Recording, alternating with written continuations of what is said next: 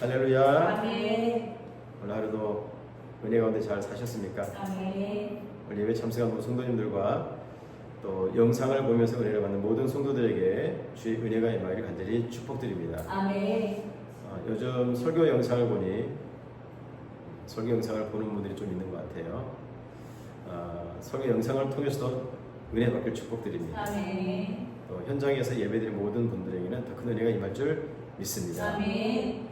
오늘 본문의 말씀은 오늘 큐티 본문 말씀인데요. 에스겔에 주신 말씀인데 오늘 본문의 제목은 영적 파수꾼의 사명입니다. 영적 파수꾼. 파수꾼은 어떤 일을 하는 사람들일까요? 파수꾼. 국어 사전을 찾아보니까 일정한 곳에서 경계를 하며 그곳을 지키는 일을 하는 사람을 파수꾼이라고 합니다. 경계. 과거 여행을 할 때면 나라와 나라가 이어지는 곳들이 있습니다. 나라들이 좋은 관계를 유지하면 그것을 통과할 때 그렇게 어렵지 않습니다. 그냥 버스를 타고 통과할 때 간단하게 신분 조회만 하고 통과합니다. 그런데 나라 간들의 갈등이 있고 사이가 좋지 않으면 굉장히 이게 버스 안을 굉장히 엄격하게 통제하고 검사를 합니다. 한 사람 한 사람 여권을 보고 얼굴을 대조하고 그리고 얼굴을 왜 이렇게 험상궂게 또 인상을 찌푸리는지 모르겠어요. 위압감을 줍니다. 테러나 다른 사건을 또 방지하기 위한 것들이겠죠. 그렇게 자기 일에 충실하는 것, 이 파수꾼의 역할이에요. 파수꾼.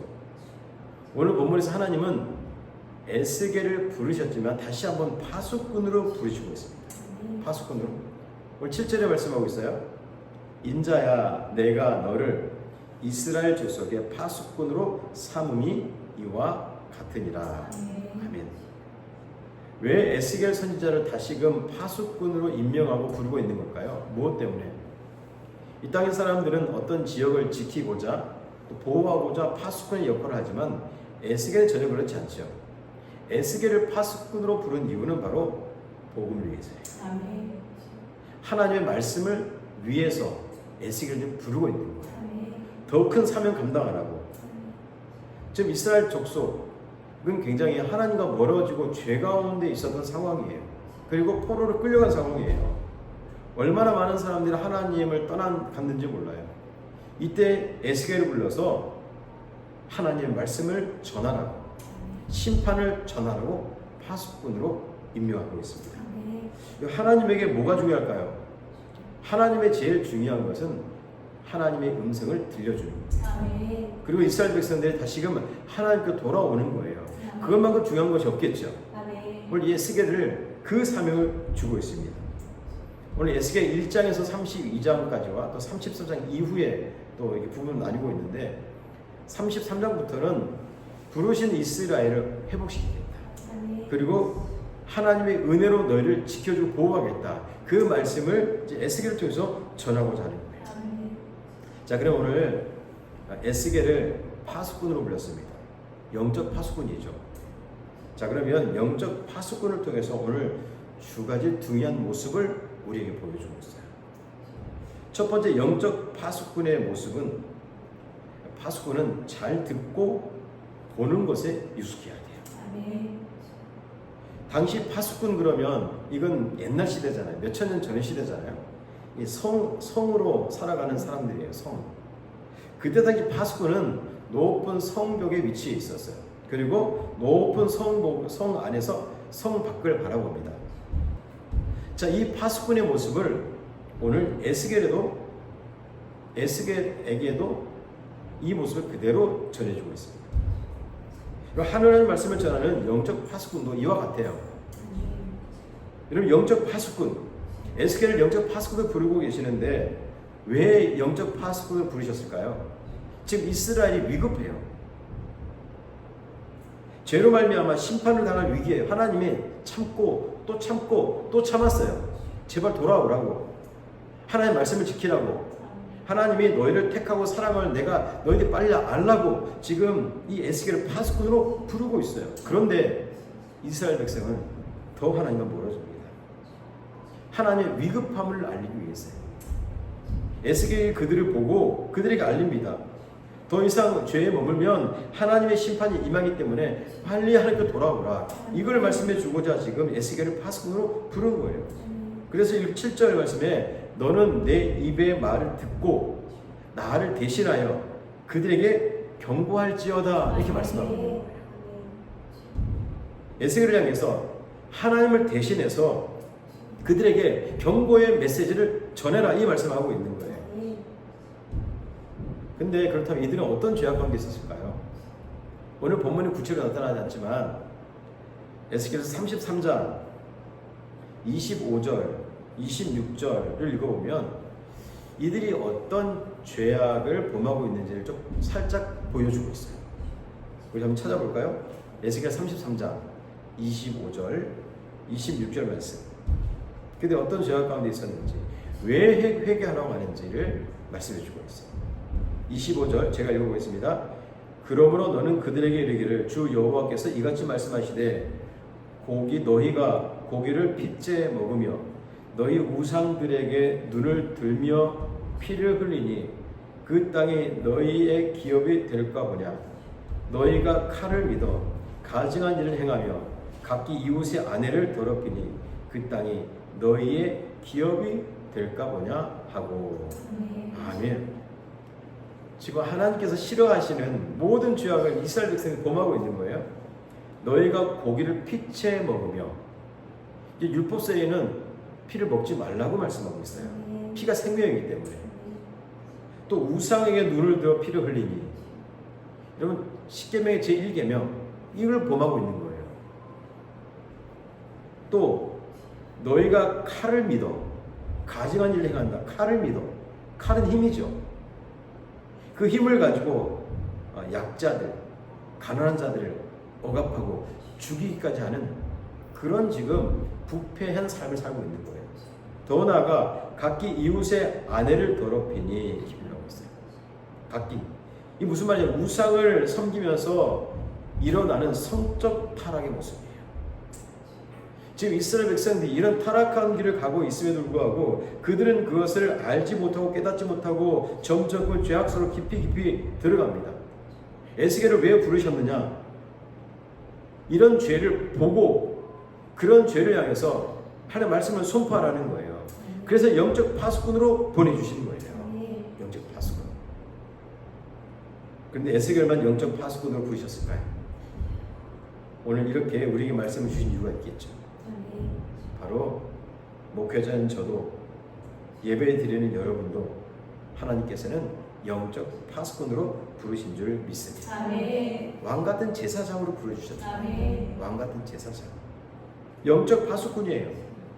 이 영적 파수꾼은 오늘 설명을 드린 것처럼 말씀을 듣고 보는 것에 익숙한 삶을 살아야 돼요. 그게 영적 파수꾼이에요. 이런 말씀을 잘 보고 잘 듣고 그 말씀을 잘 이해하고 그 말씀을 내가 품고 살아갈 때에 나도 하나님의 영적 파수꾼의 삶을 감당할 수 있는 거예요. 여러분 생각해 보세요. 우리가 말씀으로 무장되어 있지 않은데 어떻게 영적 파수꾼 역할을 감당할 수 있겠습니까? 아주 중요해요. 우리가 영적 파수꾼을 불러주셨으면 이제 우리가 하나님의 말씀을 듣고 읽고 깨달음으로 우리 스스로 무장하고 그리고 죄악 가운데 있는 것들을 민감하게 반응해야 돼요. 하나님도 멀어지는 모든 것에 민감해야 돼요. 왜? 말씀을 읽다 보면 그러한 것들이 바로 깨달아지게 돼 있어요. 이게 놀라운 지혜예요. 여러분 이것은 단순히 성경을 많이 읽는다고 암송하는 거하고 좀 다릅니다. 많이 읽는 참 중요하죠, 여러분. 읽어야 돼요. 정독해야 돼요. 근데 우리가 영적 파수꾼으로서의 역할을 감당하려면 말씀을 그냥 정독한으로 끝나는 것이 아니라 말씀의 의미를 잘 깨달아요. 그래서 큐티가 필요한 거예요. 큐티. 저도 아침에 사업하고 새벽기도 하면서 다시 말씀을 또 보고 익혔습니다. 또 이 말씀을 또 하루 종일 묵상하면서 또 어떻게 말씀을 전해야 될까 고민하고 또 기도하고 이런 말씀을 많이 읽는 거하고 말씀 하나하나를 가지고 그 의미를 깨우치는 거하고는 차이가 있어요. 그냥 읽고 암송하는 거 달라요. 그 안에는 영적 의미가 무엇인지를 우리는 분별을 낀 지혜를 가져야 돼요. 그래서 우리는 성령께 기도하고 하나님 이 말씀을 통하여 오늘 나에게 말씀하시는 것이 무엇입니까? 항상 기도해야 돼요.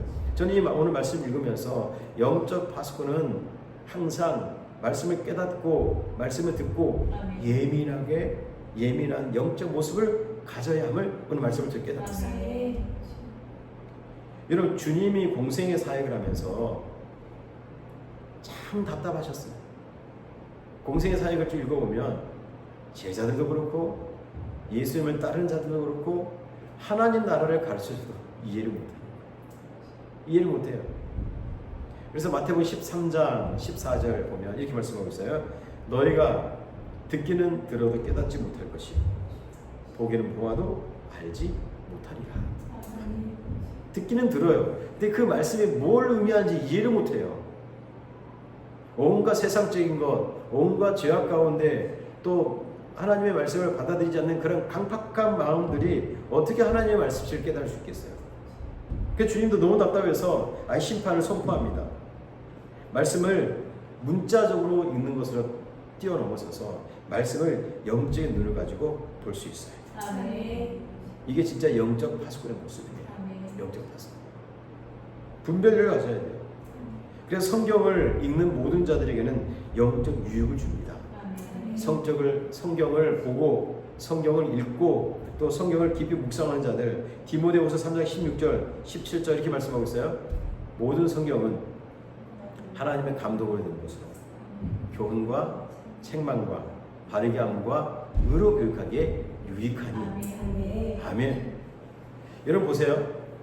우리가 교훈과 책망과 바르게 함과 의로 교육하기에 유익하다 그랬죠. 이 뭘 말하는 걸까요? 그냥 문자적으로 보면 좋은 말인 것 같아.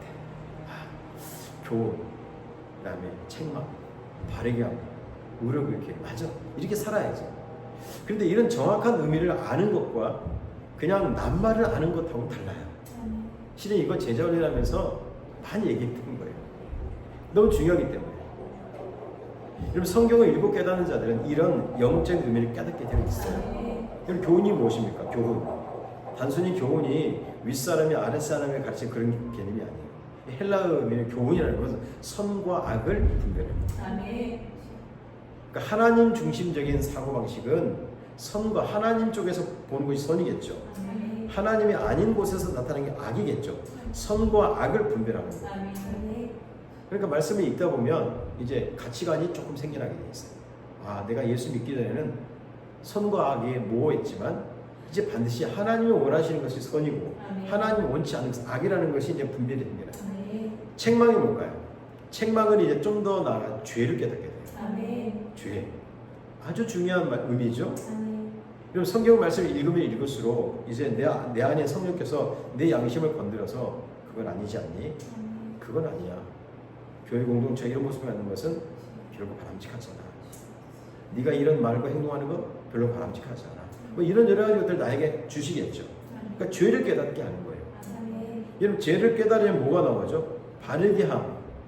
죄를 깨닫고 난 다음에 이제 바르게 함은 회개하는 거예요. 회개가 나오게 되어 있어요.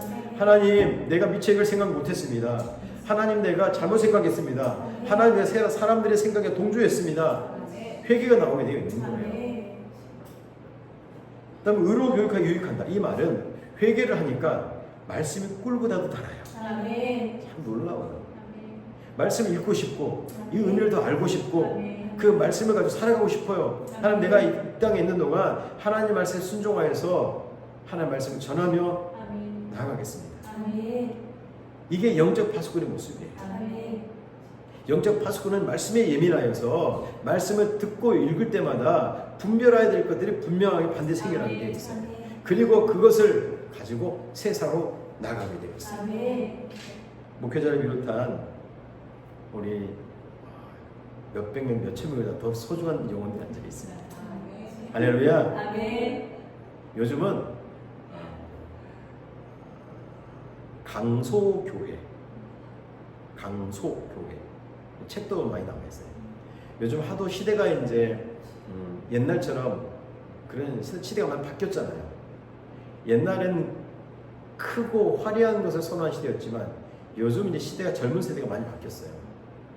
크고 화려한 것보다 강소 강하고 작은 교회. 아멘. 이런 교회가 선호된 시대예요. 아멘. 큰 교회라고 옛날처럼 막 그렇게 사람들이 좋아하지 않습니다. 작더라도 강한 교회. 이 강하단 말이 중요하죠. 작지만 함께 복음을 나누고, 아멘. 작지만 하나님을 위해 선교하고, 아멘. 작지만 우리의 삶을 통해서 사람들에게 그리스도 사랑의 힘을 나타내 보이는 작은 공동체. 아멘. 그렇다고 무슨 작은 교회를 추구하는 건 아니에요. 은혜 주시면 우리가 더 크게 될 수 있죠. 아멘. 어쨌든 작더라도 우리가 강한 교회를 만들어가야 돼요. 아멘. 목회자도 그렇고 우리 모두가 이 시대의 영적 파수꾼이 돼야 돼요. 아멘. 영적 파수꾼. 자, 그러기 위해서는 오늘 우리가 기억해야 될 것은 영적 파수꾼은 잘 들어야 돼요. 아멘. 그리고 영적인 눈을 가져야 돼요. 아멘. 그래야 영적 파수꾼으로서의 사명을 감당할 수 있어요. 아멘. 우리 주한 제자교회가 그런 교회가 돼요.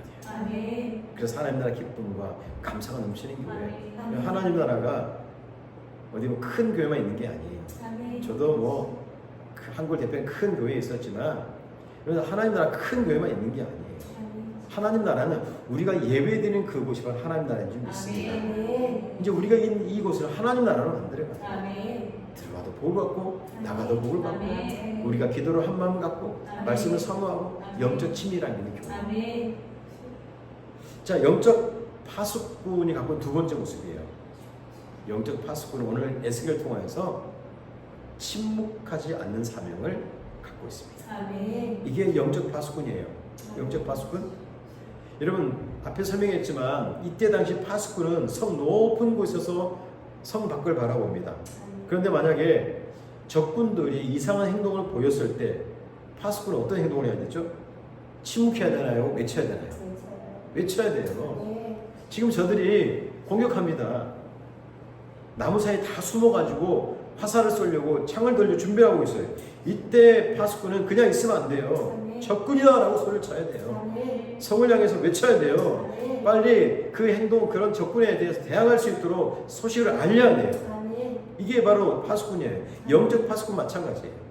말씀을 세밀하게 듣고 세밀하게 읽고 깨달았으니까 영적 파수꾼은 침묵하는 것이 아니라 그 구원의 기쁜 소식을 전하는 사람입니다. 오늘 에스겔을 통하여 하나님께서는 뭘 전하라고 하십니까? 회개할 수 있도록 전하라고 해요. 지금 회개해야 될 때를 전하라는 거예요. 지금 회개하지 않으면 심판의 일을 계속 주어지기 때문에 빨리 가서 외치라는 거예요. 너무 중요합니다. 영적 파수꾼.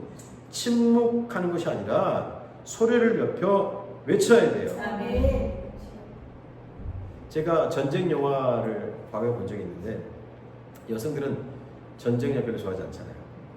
남성도 그런 전쟁 영화를 가끔 보거든요. 근데 이 전쟁 영화 중에 한 영화 기억나는 게 이 어떤 나라가 전쟁을 하든 보초병들이 서게 돼 있죠. 보초병들은 밤새 돌아가면서 적들이 혹이 공격하나 하지 않나 그걸 감시하는 병사들이에요. 아주 중요한 역할을 하고 있어요. 그런데 그 영화에서 이 보초병들이 긴장이 풀려버렸어요. 서로 얘기하고 떠들고 담배를 피면서 전방을 주시하긴 하지만 민감하게 전방을 보지 않아요. 이 밤은 그냥 잘 평온하게 잘 지내겠지. 그런데 그들 착각했어요.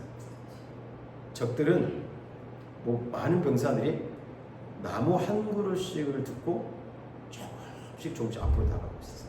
그러니까 나무가 지금 움직이고 있는 거였어요. 그런데 이 보초병들은 감지를 못했어요. 어떻게 됐을까요? 결국 적들의 공격을 당합니다. 병사들이 처참하게 죽어갑니다. 누구 때문에요? 보초병 때문에. 그들이 긴장하고 깨어 있어서 보았더라면 그런 처참한 결과를 맞이하지 않았을 텐데 그들의 잘못된 긴장이 풀려지는 그런 모습으로 말미암아 자기 모든 병사들이 죽고 마는 그런 대참사가 벌어지고 있는 거예요. 여러분 영적 파수꾼들은 오늘 똑같은 모습을 우리는 항상 기억해야 돼요. 게으르거나 방관해서는 안 돼요. 깨어 있어야 돼요. 깨어 있어야 돼요. 때론 어떤 일들이 있을 때 우리는 소리를 치고 하나님의 복음을 전하고 외쳐야 돼요. 침묵하거나 방관해서는 안 돼요. 만약 영적 파수꾼들이 말씀을 들었는데도 내가 구원의 기쁜 소리를 가지고 있음에도 불구하고 침묵하면 어떻게 됩니까? 많은 사람은 죄악으로 그냥 빠져들어가게 되어 있어요. 죽어갑니다. 하나님으로 더 멀어져 가요. 또 어떤 성도는 교회 다니지만 그냥 방관하며 만족하며 그대로 살아갑니다. 하지만 그럴 때일수록 영적 파수꾼들이 깨어나서 그들 향해 외치면 하나님의 뜻이 그대로 전해지게 됩니다. 자, 오늘 본문의 중요한 것은 여러분, 죄로 인해 죽어가는 것은 죄를 지은 사람들의 잘못이겠죠. 그런데 오늘 하나님은 그 잘못은 원천적으로 누구에게 있느냐? 복음을 전하지 않는 파수꾼에게 있는 복음을 전하지 않는 파수꾼. 그래서 오늘 말씀 8절 같이 읽어볼까요? 다시 한번요. 8절 이렇게 말씀합니다. 8절 함께 읽겠습니다. 가령 내가 악인에게 이르기를 악인아 너는 반드시 죽으리라 하였다 하자 내가 그 악인에게 말로 경고하여 그의 길에서 떠나게 하지 아니하면 그 악인은 자기 죄악으로 말미암아 죽으려니와 내가 그의 피를 내 손에서 찾으리라. 아멘. 악인의 마지막은 심판이에요. 그건 당연한 거죠. 근데 여기서 더 우리가 기억해야 될 것은 그 악인들이 악한 길에서 떠나지 않도록 방관했어요. 오늘 제일 마지막에 내가 그의 피를 너의 손에서 찾겠다. 말씀을 올바로 전하지 않은 하나님의 심판을 선포하지 않은 그 사람에게서 내가 책임을 묻겠다. 아주 엄중한 경고를 주고 있어요. 엄중한 경고. 여러분, 그래서 영적 파수꾼은 침묵하는 것이 아니라 내가 받은 은혜를 선포하고 또 잘못된 길로 가고 있는 자들 향해서 외치고 가르치고 이끌어야 돼요. 방관해서는 안 된다라는 거예요. 오늘날 복음을 가지고 살아가는 그리스도인들에게 주어진 엄중한 경고예요. 특별히 이 말씀을 읽으면서 목회자인 저도 돌아보았어요. 큰 경고가 되고 있어요. 목회자 설교할 때마다 누가 이런저런 말을 한다고 해서 그냥 편승하거나 아예 좋은 게 좋은 거라고 여긴다면 과연 목회자가 올바른 설교를 할 수 있겠습니까? 그래서 설교학 가운데 가장 중요한 것 중에 하나예요. 옛날 우리 설교학 교수님 중에 한 분 좀 돌아가셨는데 그분 우리 그 교수님 항상 성원 음반 대인력 항상 외쳤어요. 목회자는 그 하나님의 말씀을 그대로 전달해 준 역할입니다. 전달해 준 역할. 어떤 사람들에 의해서 뭐 그런 사람들의 생각에 어떤 맞춰 사는 것이 아니라 하나님의 말씀을 말씀대로 전하는 것이 바로 설교자의 책임이고 사명이다. 이걸 항상 가르치셨어요. 그게 설교자의 모습이에요. 그래서 목회자에게도 큰 경고가 되고 있어요. 설교답게 하는 것. 때론 설교자가 사랑의 메시지, 또 용서의 메시지, 회복의 메시지도 필요합니다. 하지만 때론 오늘 에스겔처럼 심판의 메시지도 전달해야 합니다. 우스갯소리로 요즘 교회들 보면 목사님들이 회개의 설교하면 가장 싫어한다고 그래요. 실제적으로 아는 목사님이 교회에서 죄에 대한 설교를 좀 많이 했다고 해요. 죄. 결국 그 설교로 인하여서 목사님 어려움도 됐어요. 목사님 그런 소리 좀 그만 좀 해주세요. 이제 저희는 그런 소리 듣기 싫어요. 지금 제가 웃으면서 얘기하고 있지만 결국 그 목사님은 교회를 사임하게 됐어요. 참 안타까운 일들이에요. 오늘날 설교자들도 설교자로서의 본분을 다하지 못한 그런 시대를 살아가고 있어요. 하지만 우리 에스겔 선지자의 말씀을 통해서 만약 사람들이 잘못되는 길로 가고 있을 때, 하나님 뜻과 멀어지고 있을 때, 교회가 타락하고 인간의 모습으로 가득 차 있을 때, 그럼 설교자 어떤 역할을 해야 됩니까? 편승해야 됩니까? 아니죠. 올바른 말씀 전해야 되겠죠. 성도들에게 달콤하고 그저 복받고 잘 되는 것만 설교한다면 그건 올바른 설교가 될 수 없겠죠. 성경은 달콤하고 복받는 게 성경의 이야기 아니잖아요. 성경 읽어보면 예수님의 사복음서에 나와 있는 예수님의 모습은 사람들에게 복받아라, 잘되라, 성공해라 이런 얘기가 아니에요. 회개해라. 하나님의 나라 가까이. 회개하라. 그래서 복음을 제대로 아는 사람들은 이걸 전하는 거예요. 왜? 복음의 삶을 갈지 않으면 결국 심판이기 때문에. 그래서 결과는 하나님의 손에 달려 있지만 결국 진실하게 복음을 전하는 것은 설교자의 몫이에요. 목회자만 이런 사명을 갖습니까? 아니죠. 오늘 우리 설교를 듣는 우리 모든 성도들도 복음을 위한 진실의 사명을 감당합니다. 아멘. 여러분을 사랑하는 삶의 자리에서 영적 파수꾼이 돼야 돼요. 아멘. 뭐 직장 안에서 그렇다고 하나님 나라를 갑시다 이렇게 외치라는 게 아니에요. 삶을 통하여 말을 통하여 아멘. 하나님 복음을 전하라는 거예요. 아멘. 여러분 변질된 복음에 편승하면 안 됩니다. 아멘. 오늘날 교회 안에 잘못된 신앙관들이 만연해 있어요. 참 저도 목회자로서 너무 안타까운 한국교 현실을 바라봅니다. 또 목회자들 가운데 정체성을 가지지 못한 목회자들이 있어요. 목회자 사명을 감당해야 되는데 목회자가 목회를 하지 않고 정치를 한다거나 또 교회 현장을 자기 만족을 위해 이끌어간다거나 아니면 또 여러 가지 유익을 위해 살아간다든지 목회자 정체성이 무너진 목회자가 많아요. 너무 안타까워요. 또 교회 안에 보면 직분의 계급화 참 너무 심각합니다. 한국 교회는 특히 직분의 계급화. 더 나아가 성도들 간에 기득거나 여러분 우리가 이런 것을 경험할 때마다 우리는 그것에 편승해서는 안 되고 아멘. 하나님 나라 관점으로 바라볼 수 있어요. 아멘. 하나님 나라. 그래서 하나님 나라 관점이 너무 중요해요. 아멘. 여러분 하나님 나라 갈 때 어떤 직분을 받았느냐 가지고 조건이 될까요? 아, 너 목사니까, 너 장로니까, 너 권사니까? 아니에요. 아멘. 우리 찬양 어렸을 때 찬양 배웠잖아요. 돈으로도 못 가요. 하나님 나라. 그다음 뭐죠? 힘으로도 못 가요. 하나님 나라. 거듭나야 가는 나라 하나님 나라. 이 거듭남의 기쁨을 가지고 있어요. 아멘.